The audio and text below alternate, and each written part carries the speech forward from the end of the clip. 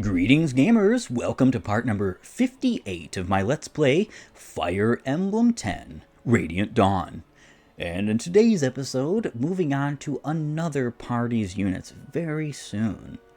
I understand, Valencia, your path is important too. Leave the rough stuff to us. King Tibarn, thank you. That was some good work you did back there. Ha ha ha ha. Okay, just relax. Get it together.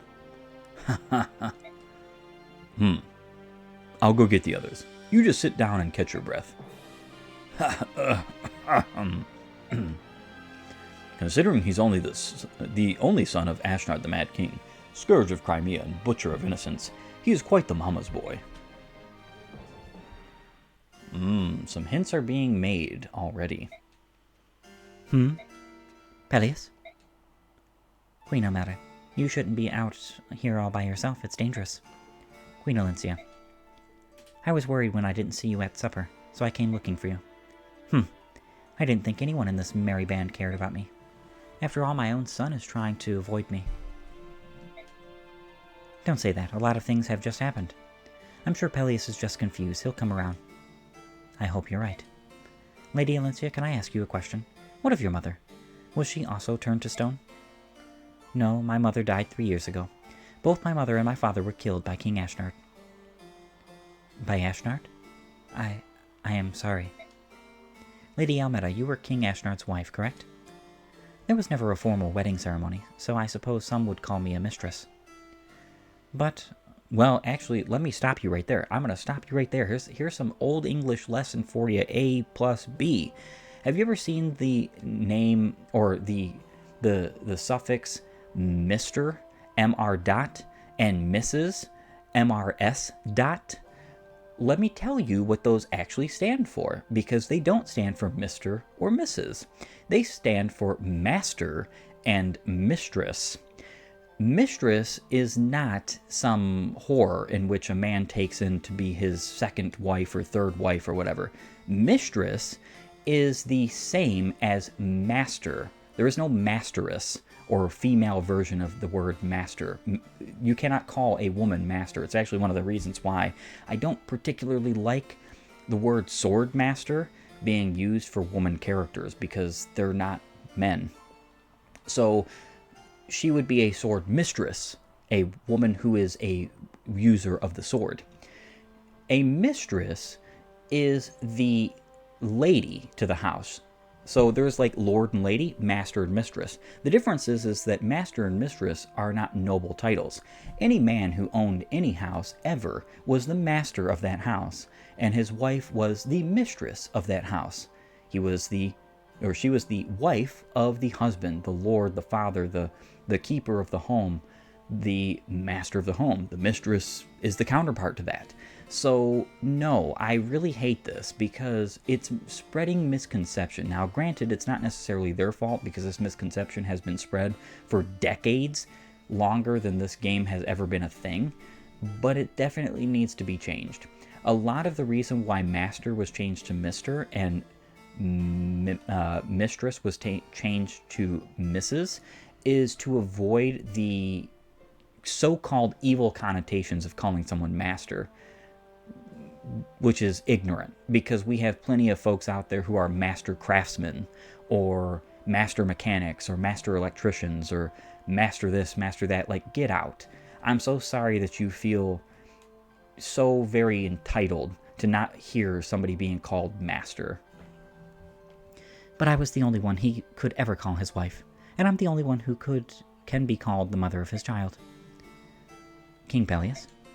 Yes, Peleus. We were separated so long. Finally, having him back is the greatest gift imaginable. Forgive me for asking, but why did King Ashnard suddenly decide to invade Crimea? I want to know why my parents died. Truthfully, I don't know. You were closer to him than anyone. Didn't he say anything? Did he ever explain his reasons?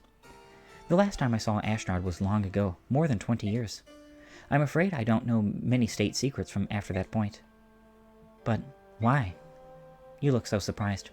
We had a falling out and ended up living separately. It happens rather a lot, I'm afraid. Yes, it happens rather a lot today. It doesn't happen rather a lot in a medieval Europe or a medieval setting, and especially shouldn't happen in a romanticized medieval Europe. We should not be romanticizing divorce or separation. That's foolish. No, it's just that, well, you said that King Ashnard had no other wives or children. I just assumed that you had always been by his side. There was also gossip, of course, and I hated it. But I know what, without absolute certainty, Ashnard had relations with no other woman.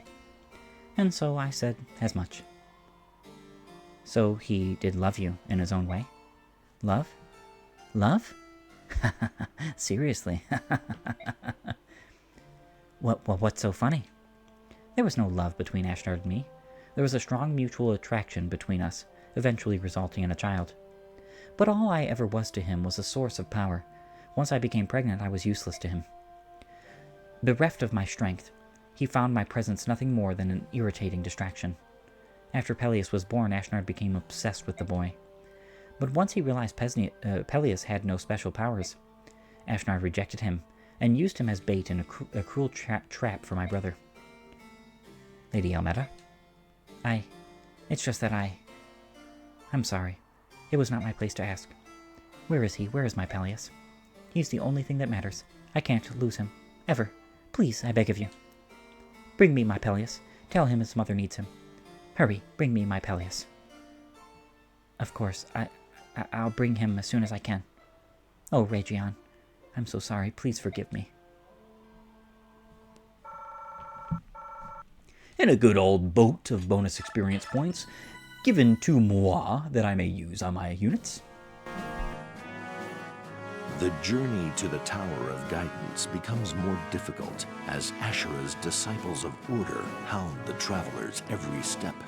Micaiah's ability to sense danger proves invaluable as it gives her allies advance warning of attacks by the disciples. Thus prepared for each battle, the group keeps casualties to a minimum as they travel south through Benion. Micaiah and her company clash repeatedly with the disciples of order. Eventually, they pass through the central mountains and into the lonely wastelands of the vast Grand Desert. They are sustained only by their faith that they will reunite with their companions at the Tower of Guidance.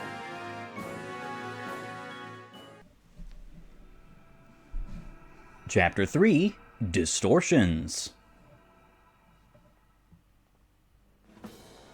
Cyan, the Begnion capital.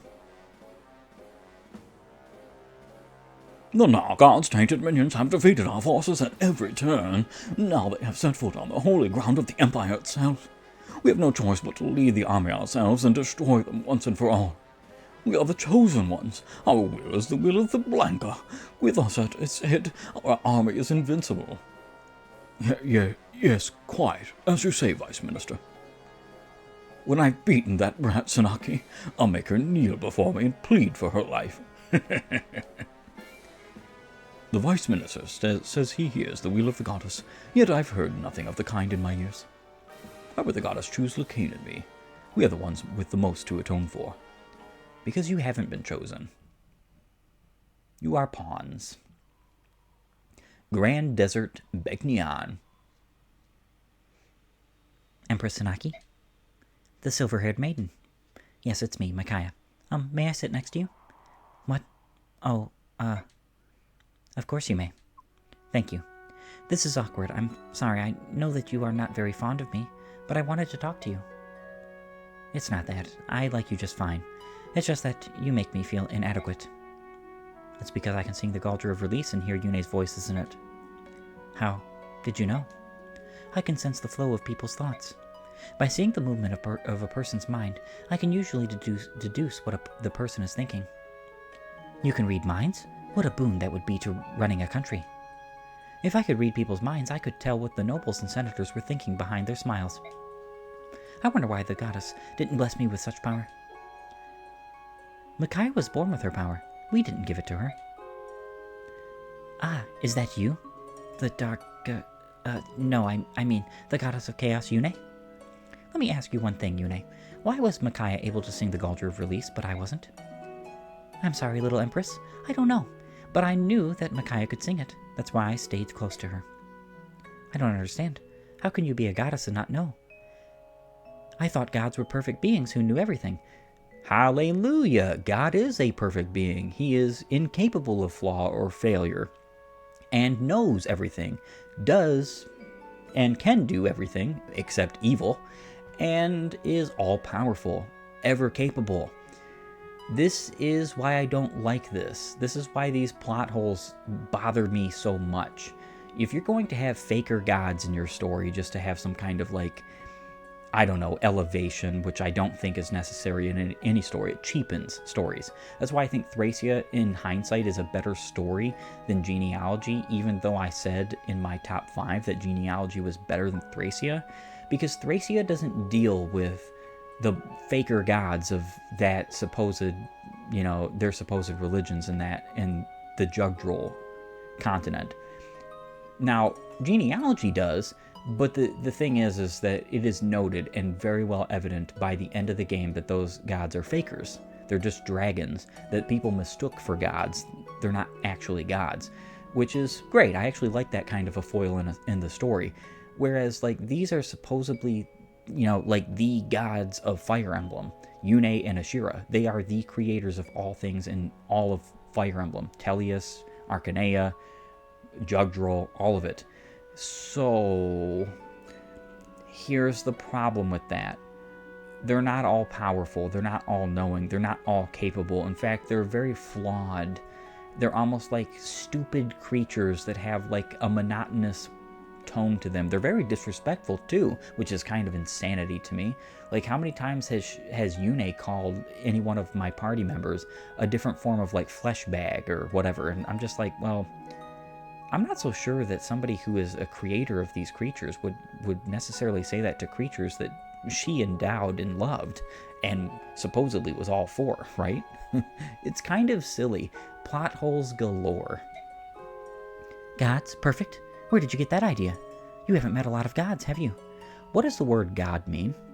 It means the strengthened and perfect one. So maybe they shouldn't be called that. Yay. In fact, hallelujah, amen. There is, guess what? Definitions to words. Well, no, but divinity created life from nothing. Surely only perfect beings could do that. We did create life, and can do many things that you creatures of flesh can't. But that doesn't make us perfect. It just means we can make mistakes on a much grander scale. Blah, blah, blah, blah, blah. We're not what you've been taught, and we're much closer to you skin wearers than some will admit. But we do make mistakes. Sometimes we make terrible mistakes. Sometimes all it takes is one emotional outburst and the entire world is drowning underwater. Oh yes, yes. So believable.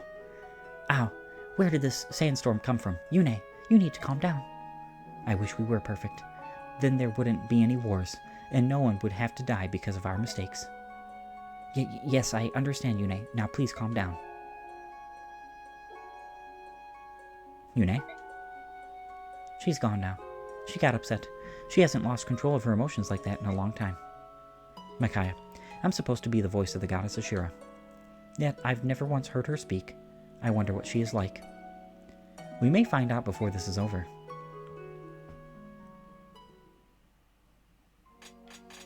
Very hilarious, in my humble opinion. Yes, I do have a lot of complaints about Part 4's story, and I'm sorry if you don't like it, but nonsense is nonsense, and it needs to be pointed out. It needs to be corrected. It needs to be made better. Especially when Fire Emblem has a higher standard than this. How did it go, Sigrun? Did you find anything useful? Only this, unfortunately. Ah, it's the Tome of Bolganon. This is quite rare. Good work, Commander. Such a heavy sigh. What's wrong? What sort of state is the world in, when the Apostle, our Empress, has taken up arms and fights alongside the common soldiers? Is that still bothering you? I already told you not to worry. I know, but what would the Duke of Perseus think if he saw you right now? Ah, Sephiran. I wonder what he and Zelgius are doing right now. They're awaiting your return, of course. You don't have any doubt about that? Of course not. Duke Perseus comes from a family of great mages. General Zelgius is the finest general in all of Begnion. They wouldn't have been petrified. We'll see them when we return to the Empire. That's true. I'm certain that they're safe too. They must be waiting for us. Let us make haste toward Cyan. Yes, that is why I keep suggesting that you should stay away from danger, and... Nonsense. We will fight with everything we have, and in order to fight to our utmost, we need powerful magic at our disposal. Follow me, Sigrun. Under these sands are many precious treasures. Help me find them. I'm glad she is feeling better, but to see our Empress is digging around in the dirt like a common farmhand. Bolganone. Nice. King Naisala, you are by yourself today? Yeah. How about you? Where's that stone-faced sidekick of yours? He's just hesitant to show his emotions. I'm only joking. Don't get so defensive. Then don't insult my family. You say he's your brother, but there's as much resemblance between you two as between me and Scrimmer. We're not related, but we're very close. Perhaps like you and Princess Leanne. What? You didn't... Yes, I can sense your emotions. I also know that you just closed up to keep me from looking in. You possess the same powers the Hurons? How stupid of me to let my guard down. I'm sorry. What else did you sense? Excuse me? Did you find out anything else about me? No, I didn't try to read your mind intentionally. I just felt that your feelings for Princess Leanne were very warm, and that's all I saw. You sure? Fine. You're a lot like me. I'll let you off the hook this time. What do you mean by that? You'll see when the time comes. King Naisala. I almost forgot. Here, this is for you. This is a tome of light. We need you to stay alive, alright? See you later. Naisala. Nosferatu. So in this game it is quite a bit nerfed compared to most iterations in the franchise. In fact, I think most iterations of Nosferatu has it with like around 12 might. So this is kind of abysmal. 6 might. It can be used. It's definitely good. Don't take my statement as like it's not good. It's just not great. I think what I'll do is I'll just put that in the convoy for right now. I want to say... Yeah. So Micaiah and Naisala could support, but I'm not going to be doing that. Though, I do have a lot to deal with my units off screen, so I will be right back. Alright, it is time to begin the chapter Leaving the Base Behind. Yune visited again, huh? Did she have anything interesting to say? Sort of. I think she might be responsible for the ancient flood that sank all of the other continents. Sorry to break up your alone time, you two, but we have Disciples of Order trouble again. Hey, that's... I knew this would happen eventually.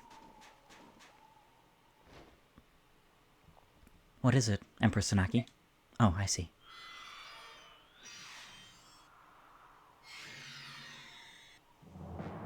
Ah, my dear Sanaki, the false apostle. What a pleasure to see you again, and this time I've an army of the righteous behind me, ready to strike you down. Vice Minister Lacane, you are the foulest kind of traitor. I can never forgive you. How amusing. Forgiveness from a fraud is of no value to anyone. Empress, please don't force me to listen to his blasphemies any longer. Allow me to silence him for you. Hold, Sigrun. I want to understand, Lacane. On what grounds do you claim that I am not the true apostle? The Apostle Begnion shall be the firstborn daughter of each generation in the line of Altina, the first empress. She will give voice to the goddess. She will pass judgment, give prophecy, and protect her people and their lands. Sanaki, you have never once heard the voice of the goddess, have you? That is only because I have not come of age yet. Oh, what a hysterical coincidence. That's just what the Senate has been telling the people for years now. Apostle Sanaki is too young to hear the goddess. Give her more time. How funny that the lie you've been living is the same lie we've been telling. But how... Explain yourself, Lacane. Poor false apostle. No one ever told you about your older sister, did they? She was the true apostle. I had a sister? She died before you were born, assassinated along with the apostle Misaha by the Huron clan. So the Senate installed you, the second daughter, as the apostle instead. You lie. You impugn both me and the noble Hurons. I'm glad to have exposed your secret. Perhaps now you will be able to accept the truth. Silence. The lying tongue of the treacherous senator proves nothing. You seek proof? Fine. We shall settle this in the ancient way, in a battle to the death. Whomsoever the goddess sees fit to win the day must be in the right. Most ignorant kind of way to settle problems. Lakain, we finally found you. Now's our chance, Soth. We must do whatever it takes to get the blood pact. Right, let's go. Choose units. Of course, I'm going to bring Naysala. I actually gave him a boatload of bonus experience points because I have a lot. I'm going to have a lot, and I don't have very many units left to use it on. And I decided I would go ahead and give it to him because he's a fantastic unit. Only problem with him is that his strike is an S rank, which means he only has a 13 might instead of, I believe, 18 might is what it maxes at. So, yeah, there is some definite issue with that. I'm not truly happy concerning that matter. But it's whatever. It can be dealt with, and I'll finish it off at some point, right? Okay, Scrimmer. Put you here. So what I kind of want to do with this chapter is I want to go down the right path and then sort of meet up in the middle. I'm going to be sending Shinon and Naysala down south directly to deal with some of these units so that I don't get sandwiched, because a lot of the units do move in this chapter. And then I'm going to be sending basically the rest of my units to the right. It is a good idea to use Tanith and Sigrun in this chapter for at least the movement that they would provide. And yes, so there is also that. But there is also a lot of hidden items in this chapter, particularly some notable instances of not just items, but also characters. There is a recruitable character from this spot here, standing on this spot, with Micaiah, will allow you to recruit a certain unit. I cannot wait for that very thing to occur.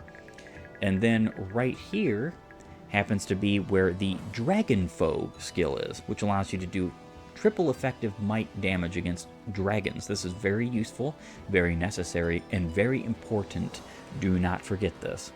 Then there is the Daemon card, which is approximately right here. The Daemon card is the best of all cards. We've already seen this. It's not great. It's not something I would necessarily use, nor is it something of great import, but I get it anyway. There's a white gem here, and a Legu's gem, I believe. I want to say, I know it's down from here. I want to say the Legu's gem. Yes, it's literally where Numida is spawned. So all of these items I'm going to be getting along with the recruitment. Numida here is the boss. So he has a Purge Tome, a Shine Tome, all that good stuff. He is just a buffed up bishop. There is an L sleep user, so a staff that puts enemies' units to sleep for 5 turns. Senatorial research has strengthened it. It's a 1 through 30 range sleep staff. It's basically kind of trying to mimic the good old sleep in Thracia.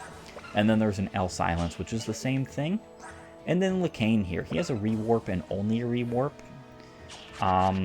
There is good reason for this. You don't actually defeat him in this chapter. I think it is possible to kill him in this chapter, but I think it's like very convoluted how you go about doing that. I'm not particularly going to try anything of the sort, but it is a funny thought, being able to KO Lakain basically quite a while before you would normally be able to, or normally should, KO him. Yeah, so Micaiah needs weapon rank. She is definitely in need. She also needs better level ups than that, I'm going to be honest. Which reminds me, you know, I think I'm going to reset. And I know that sounds a little bit silly. I will be back. I'm going to go ahead and give Micaiah bonus experience points because she is at that point where she's going to get pretty much nothing but speed, and she needs it. I'll see you all in just a few. Yet again, I return to you gamers, and this time I'm going to actually begin the fight. Yes, there are a boatload of enemies in this chapter, 58, and I do believe there are quite a few reinforcements, which is going to be interesting. Like I was saying before, Micaiah does need weapon rank, so I was capable of giving her the rest of her levels. You do want her to max out her levels by the end of this chapter. If you are particularly using her, I don't see why you wouldn't. So bonus experience points is very good to give her now, especially if she already has several maxes. Like, she's very likely to have max magic, luck, and resistance by this point in the game. So even, well, my Micaiah particularly was maxed on magic and resistance like 10 levels ago. Her luck didn't max until 3 levels ago. She still had 1 left to gain when I was giving her bonus experience points, so that kind of robbed her a little bit of a level of speed, which is fine. She's going to be fine with the speed she has. It's not great, but it is fine. One thing you do want also is you want a restore staff for certain, because good old Scrimmer here, well, let's just put it this way, he needs it.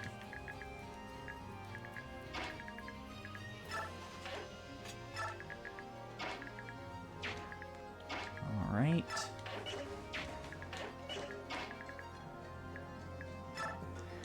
Time to KO you. Har will eventually just go down into like the center of the map as well. I'm only having him over here so that he can help deal with this immediate group of enemies, because they are kind of pretty rough for Micaiah to deal with, and like Sanaki and whatnot. Do have to be very careful of his range. I should be pretty well fine here, except for I need to get Soth next to Micaiah. But like I said, you kind of want to bring a restore. A very good idea, too, is to keep Scrimmer next to Micaiah, because he is going to be the likeliest target for L Silence and L Sleep. Well, maybe not L Silence, but definitely L Sleep, due to the fact that he has Provoke, A, and B, he has such little resistance. It's abysmal. I'm going to go ahead and move you up as far as possible. Move you up as well. You do have to be very careful and mindful. There are a lot of bow users as well as crossbow users, and they're literally here in this map, of course, to keep your wonderful, even this Arcwind would be kind of dangerous, to keep your wonderful Naysala away. Now granted, Naysala is actually not, that really harmed by it, due to the fact that he happens to be mighty. But he is definitely still not invincible to something of what you would say like a crossbow hit. Vice Minister Lacane, I take it we may begin. Champions of the Goddess, crush these heretics. Give them the reward for rebelling against our goddess.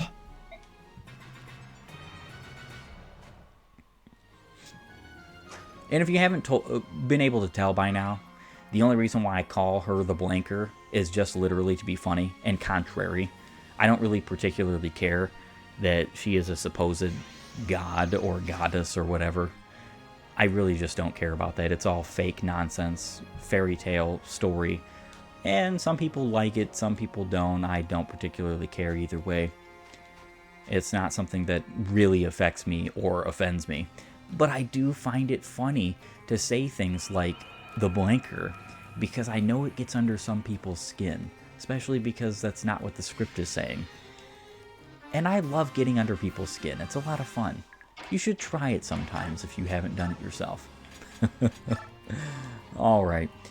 So yes, I'm going to be restoring him, of course. It is kind of unfortunate that I have to do such a thing, but it's not the biggest of deals. Tosser, thrower. The thrower is better. I guess I could waste the tosser first. So one thing I don't think I do think I did show. No, I did show, for sure. Soph now has Bane, which is his class mastery, can incapacitate with a single strike. Does not work on all opponents. This cannot KO. This brings down to 1 HP. That's what it means by incapacitate. Which is funny because in Fire Emblem, you are not actually incapacitated by being at 1 HP. You can be at 1 or 30. You're perfectly fine. Alright. I think I'm going to take you on. Very nice. Did not need that Har, but I appreciate it nonetheless. As I am always very appreciative of Har's ridiculousness. That's really weird. I could have swore the dragon foe was over here. Aha, gamers, I messed up. This is just a problem of my vision. This is where the dragon foe is. This is where the Daemon card is, right where Naysala is. This third thing right here, no, it's right here, is the base lard. So this is the only thing well, I got the first three things pretty wrong, but this is the base lard. This is the most powerful dagger in the game. Now, not knife, be careful. It's not a throwing knife, it's not a weapon of range. And then you have the white gem here, and then the Legu's gem here. Very sorry for that little mistake there. It was definitely not something that I did intentionally. It was more or less just my vision was fooling me for a moment.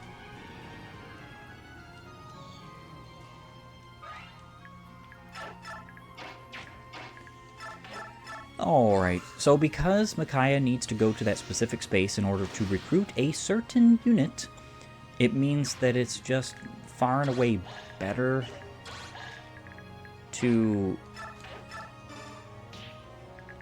It's far and away better to position Micaiah for such a thing as soon as you possibly can. So moving her up as soon as possible is just a good idea. Making headway, you know, is just a good idea in general. I kind of want to put Scrimmer up here, like drop him in this spot so that he'll take some damage for resolve.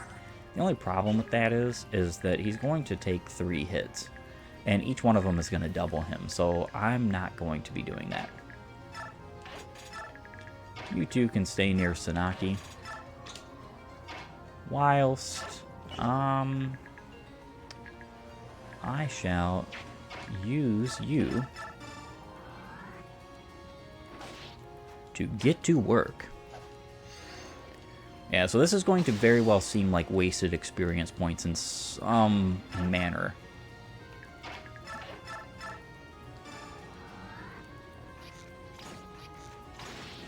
And that's just because other units of mine still have quite a few levels to go. Like, for instance, Shinon, he's only level 9. I mean, he's still perfectly fine and reasonable at his current level.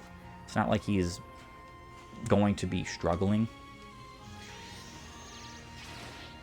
Yeah, this is the wonder of Provoke. You have to just thoroughly enjoy it. It's one of the reasons why I do like putting Shinon in this party as well, because with as frail a units as you have concerning Micaiah and Sanaki and Leanne, you really, really, really want to have some way to get the enemy to, not attack them. Get your units to avoid that situation, that scenario. Luckily for me, L Sleep is gone. This guy isn't using L Silence, but it's probably because, well, yeah, so I only have 2 magic units on this team, and either of them has way more magic. Now, that's not necessarily how it works. There is always a chance to hit with staves in these games, even if you have more magic than the user, but it's put to the minimum, which I believe is either 25 or 30%. So it's probably just not something that necessarily the game is deeming worth doing, at least in my humble opinion, because he definitely can reach from here. Mr. L. Sleep is capable of reaching. I don't even think this chapter is 30 tiles long. I really don't. But with that being said, it is time, yes, to end this episode. I want to thank you for joining me. If you like my content, please upvote and follow, or like and subscribe, depending on your platform. And while you're at it, have a great and glorious day gaming.